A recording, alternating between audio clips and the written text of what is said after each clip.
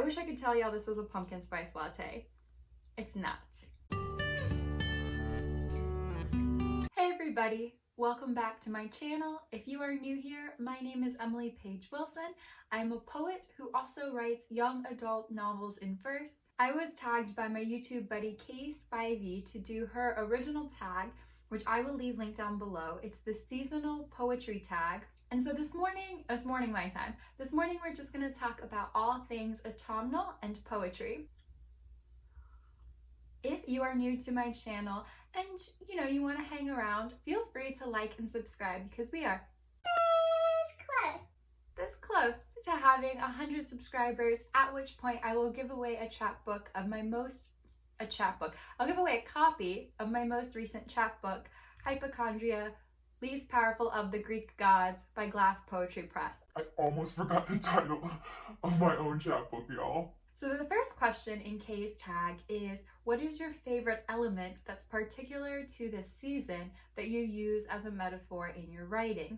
And I don't know that this metaphor is something I use in my actual writing, but it's something I think about a lot on a daily basis in kind of a more spiritual, philosophical way, and that's this idea of harvest season. So for those of y'all who don't know, I am a Capricorn, and I have internalized toxic productivity 100%. I was almost gonna say 110%, like that's how it is. I have also tried gardening the past few years, and I'm not particularly successful at it, by which I mean literally the only thing that grew in my garden this year was squash, not that I planted, but that grew from a seed in my compost, okay? So for an earth sign, I'm not the best gardener. I want to keep practicing and I want to keep getting better, but I really love how harvest season is such a good metaphor for any type of creative pursuit. Gardening really does feel like a metaphor for so much else that we do in life. It starts with this idea of a seed, which we use as a metaphor a lot. You never are quite sure what's gonna grow, if it's gonna grow, when it's gonna grow.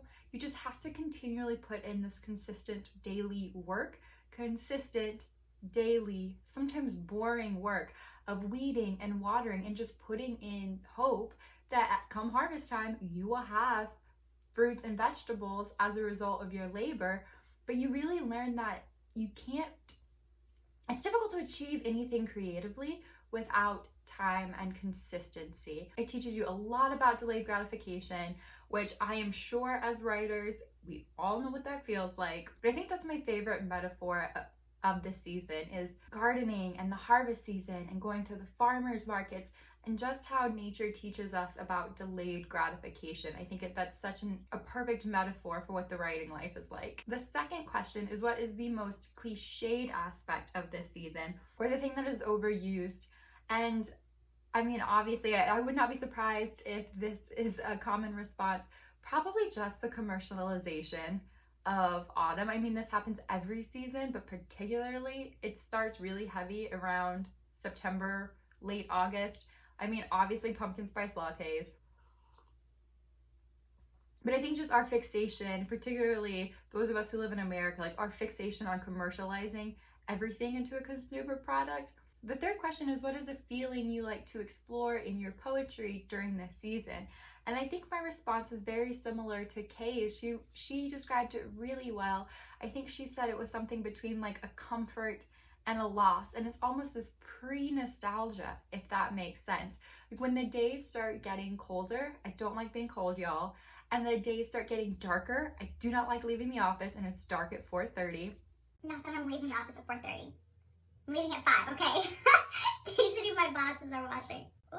I think it's dark at 4:30, and I think that there's a really interesting emotional tension that happens when the days start to get colder and dark, and you're aware of the fact that like we're not in the dead of winter yet, but that's what we're approaching, and you start realizing that soon you're gonna lose a lot of the creature comforts like sunlight and warmth that you can take for granted in the earlier months. And just that idea, like that pre-nostalgia that you could lose something, you know it hasn't been lost yet, but you will lose it. And so you start to kind of you want to live in the present to absorb everything that you can while you still have it, while knowing that you have to prep for what will life be like when I don't have these things anymore. The fourth question is, what is one sensory detail that inspires you to write poetry? And I love, This might be cliche too, but I love watching the leaves change colors. It feels embarrassing to even say out loud, but orange is my favorite color. Although somebody told me this is like a burgundy and not an orange. It's like rust, right? Or no? Let me know in the comments below how you are picking up this color, the color of my sweater on your screen. But I love the color orange, all of it, like from bright like mango, like golden sunshiny orange, to like rust colors, copper. I just love the whole, there's so much warmth in that color. So I especially love, we have a really beautiful maple in our front yard. I love when the leaves change colors, particularly if they're orange and there gets this backdrop of the contrasting blue of the sky. It's so beautiful. And I'm always driven by colors anyway in my writing. So I especially enjoy having just always this visual inspiration around you in the season of autumn. So the fifth and final question is to read a poem that you have written that either includes the season or was inspired by the season. So I am going to read a poem from my forthcoming debut full-length poetry collection, Yalubi, which is coming out late spring 2022 from Unsolicited Press. The title of the poem is Transaction, and the structure and the final lines are very heavily influenced by a Greek poet named Ianos Ritsos. Ritsos is a very interesting poet. He was exiled, I believe, politically for a while. And his collected works somewhere in here.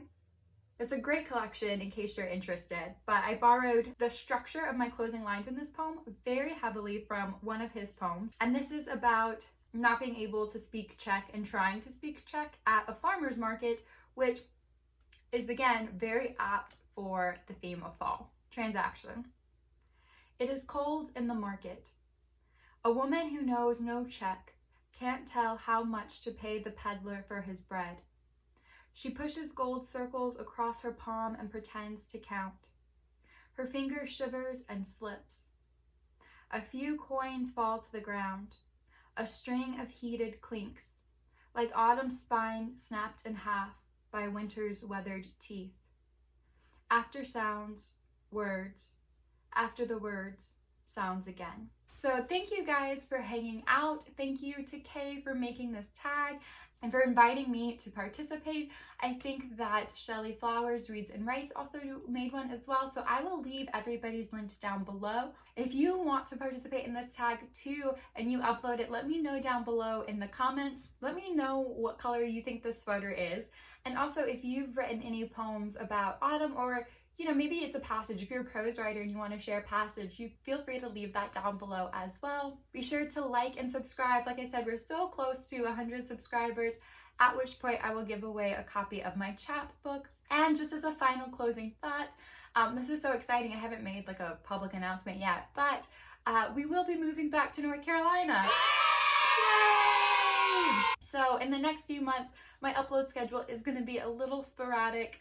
I appreciate your patience in advance for that. A cross-country move. We live in Washington State currently, so a cross-country move, it's going to eat up some time. I mean, have I been reading and writing a lot? No. I don't even want to film my 2021 writing goal video because Who is she? So thank you guys for hanging out today. I hope you enjoyed this tag and I hope you have a good rest of your day. Bye.